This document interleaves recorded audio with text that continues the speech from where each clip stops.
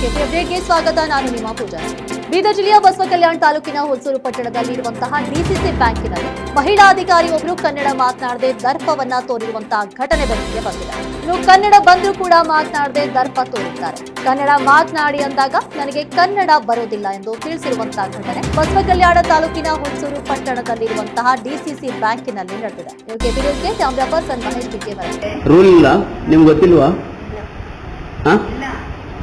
ಗೊತ್ತಿಲ್ವಾ?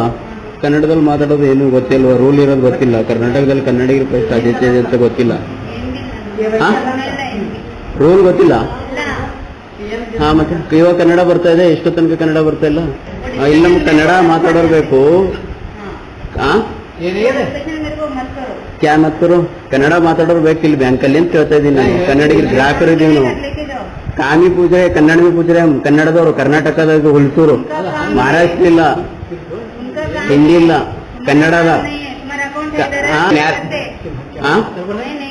ಯಾಕೆ ಮಾತಾಡಲ್ಲ ಕನ್ನಡ? ಯಾಕೆ ಮಾತಾಡಲ್ಲ? ಮತ್ತಷ್ಟು ಅಪ್ಡೇಟ್ಸ್ಗಳಿಗಾಗಿ ಧನ್ಯವಾದ.